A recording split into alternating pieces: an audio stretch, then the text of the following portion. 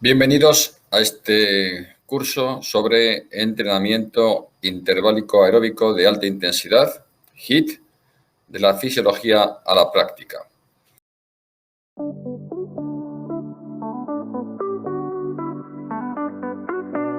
Primero, las bases fisiológicas de esta modalidad de entrenamiento.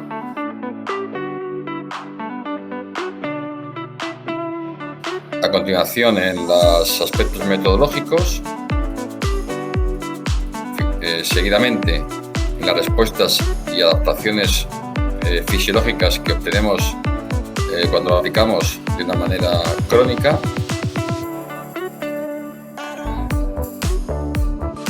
En las aplicaciones que ahora mismo son más frecuentes en el ámbito de la salud y también de la patología.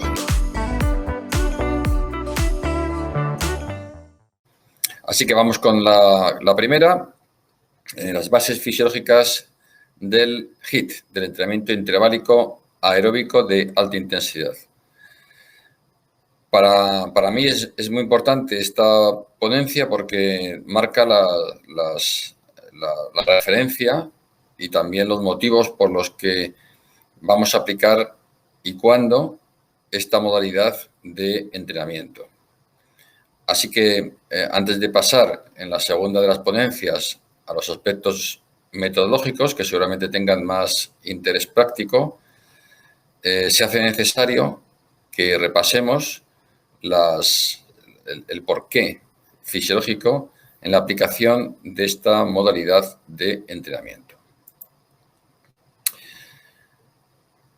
Como bien sabemos todos, el rendimiento en resistencia aeróbica, que es fundamentalmente al que va dirigido esta modalidad de entrenamiento, se sustenta en tres pilares desde el punto de vista fisiológico. Quizá un cuarto si incluimos la fuerza, que creo que deberíamos de hacerlo. Pero desde el punto de vista más fisiológico hay tres pilares en los que se basa este rendimiento en resistencia aeróbica.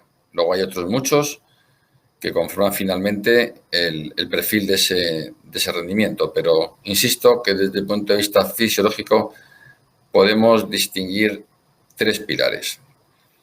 El primero es la economía de gesto, es decir, cuánto nos cuesta realizar el gesto de la modalidad deportiva que estemos desarrollando, sea ciclismo, remo, carrera.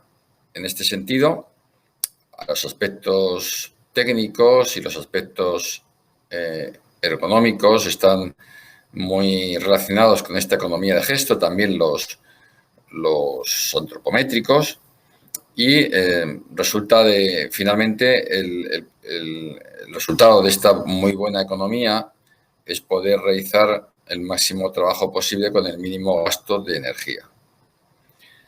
En segundo lugar, y seguramente el elemento más buscado en su mejora por el entrenador, es qué porcentaje de consumo máximo de oxígeno puedo mantener durante un tiempo relativamente largo. Este es el concepto de capacidad aeróbica, muy relacionado con el mundo o con el área de los umbrales.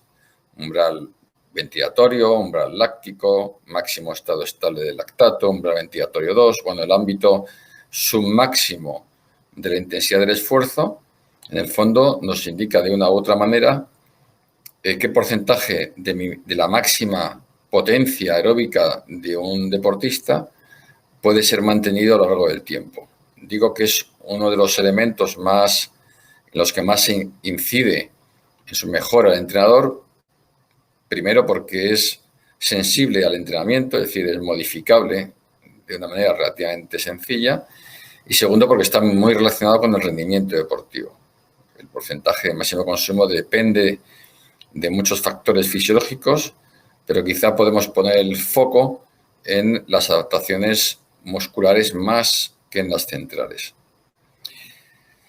Y en tercer lugar tenemos como tercer pilar la potencia aeróbica máxima, es decir, el consumo máximo de oxígeno, la capacidad máxima de un organismo de captar y utilizar el oxígeno como vía energética y, por extensión, al consumo máximo de oxígeno tenemos la velocidad o potencia asociada al consumo máximo de oxígeno. Esto nos marca, es un valor bastante genético y nos marca pues, el techo aeróbico de un deportista. Evidentemente, conforme más alto sea ese techo, más posibilidades vamos a tener de mantener un alto consumo de oxígeno durante un tiempo prolongado, es decir, el rendimiento aeróbico va a ser superior. Por ello, es importante el poder llevar a los deportistas de resistencia aeróbica que buscan como objetivo fundamental el rendimiento, elevar este techo hasta el máximo fisiológico de cada individuo. Bien, este consumo máximo de oxígeno y potencia o velocidad aeróbica asociada al consumo máximo de oxígeno tiene una doble dependencia central a través del rendimiento cardíaco y yo diría también pulmonar, y más periférico relativo a la capacidad de transporte de oxígeno, a la capacidad de difusión, también una parte de las adaptaciones periféricas musculares. Pero en concepto, aunque es un valor muy integrador de todos los elementos que tienen lugar o que están relacionados con la captación y utilización de oxígeno por los músculos, podríamos arriesgar y decir que tiene quizá un mayor componente central, aunque, como digo, no es fisiológicamente correcto. Y en ese sentido, el HIIT, el entrenamiento interválico aeróbico de alta intensidad, podríamos afirmar que tiene como principal objetivo la mejora de los valores de esa potencia aeróbica máxima, que tiene como principal objetivo, no el único, pero sí el principal, la mejora del consumo máximo de oxígeno, la mejora de la velocidad o potencia asociada al máximo consumo de oxígeno, que está muy relacionada con el valor máximo de captación y utilización de oxígeno. Así pues, cuando decidimos aplicar HIIT es porque básicamente, al menos en el ámbito deportivo, queremos mejorar la potencia aeróbica del deportista, es decir, queremos mejorar esas variables que acabamos de nombrar. He de señalar que cuando se aplica HIIT a personas con un bajo nivel de adaptación fisiológica al ejercicio, como pasa con cualquier otra actuación ligada a la actividad muscular, va a mejorar todo, claro. Es decir, que si estamos ante una persona de hábitos sedentarios y aplicamos HIIT, pues va a mejorar el consumo de oxígeno, va a mejorar el umbral láctico y seguro que también la economía de gesto y también la fuerza.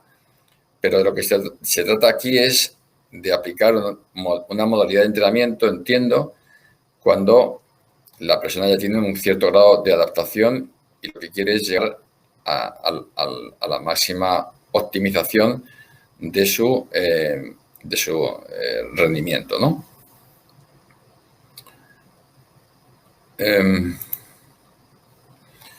Bien, el HIIT tiene un origen y una aplicación diferente o ha tenido a lo largo del tiempo. Desde el punto de vista deportivo, como veremos a continuación, tiene más de 100 años de vigencia, es decir, no es ninguna novedad que los atletas, especialmente los atletas de resistencia aeróbica, han empleado desde hace décadas esta modalidad de entrenamiento para la mejora del funcional, en el fondo para mejorar el rendimiento. En la última década se ha establecido, sobre todo en el ámbito del fitness, una modalidad de protocolo que luego vamos a comentar, que también se denomina HIIT, entrenamiento interválico de alta intensidad, porque es interválico y porque es de alta intensidad, pero no aeróbico, que trata en un breve espacio de tiempo y combinando ejercicios aeróbicos con ejercicios de fuerza y otras modalidades, por llevar a la persona a un estado de estrés fisiológico elevado y con ello recoger adaptaciones. Hay otro ámbito espontáneo, no reglado, en la que se aplica HIIT, que es el de los niños. Los niños juegan haciendo HIIT. su forma natural de jugar es con tramos cortos de alta intensidad con intervalos de descanso entre esos juegos. Si no se interviene en los niños, a mí me gusta decir que si se les deja tiempo, espacio y compañía de otros niños, pues estos construyen jugando verdaderas sesiones de HIIT, de entrenamiento interválico de alta intensidad, de manera espontánea. Y por último, pero no menos relevante, y quizás en los últimos años, en la última década, diría yo, ha tenido una gran explosión en cuanto a su aplicabilidad, es la aplicación del entrenamiento interválico de alta intensidad en el ámbito clínico. Hasta no hace muchos años no se contemplaba de ninguna manera el poder establecer en algunas modalidades de entrenamiento esta modalidad de ejercicio caracterizado por aplicar alta intensidad, enfermedad coronaria, insuficiencia cardíaca, etc. Y la gran eclosión o el gran aumento en su aplicación ha sido especialmente derivado precisamente de esta aplicación en el ámbito clínico, de la cual hablaremos en la cuarta de las ponencias de este curso. Si nos fijamos ahora en cómo ha ido la evolución de esta modalidad de entrenamiento, interval training, entrenamiento interválico, en cuanto a publicaciones científicas recogidas en la base de datos, yo creo que para todos nosotros de referencia, que es PubMed, pues fíjense si lo dividimos en quinquenios, cómo han ido evolucionando el número aproximadamente. Esto no quiere ser quiere ser un reflejo de la realidad, pero no de exactitud en cuanto al número de artículos, ¿de acuerdo? Pues nos fijamos en las apariciones de publicaciones, de investigaciones, por tanto, con la palabra interval training, con esta modalidad de entrenamiento, y fijamos cómo en el año 2002, 2003, pues hubo 73 artículos y fue creciendo hasta realmente a partir de 2014, pues aumentar muchísimo el número de publicaciones. En el poco tiempo que llevamos entre el 2019 y 2020, pues todavía vemos que la tendencia va a ser muchísimo mayor incluso. De tal manera que desde 2014 hasta la fecha se han recogido el 80% de todas las publicaciones que en la literatura científica podemos reflejar. Es decir, que es un tema desde el punto de vista científico que ha tenido un gran interés por parte de los investigadores pues en los últimos 10 años, ¿de acuerdo? Y eso ha hecho evolucionar la manera de aplicar y a quién aplicar esta modalidad de entrenamiento. Y por eso se ha abierto mucho al ámbito de la salud, al ámbito de la aplicación en patología, etc.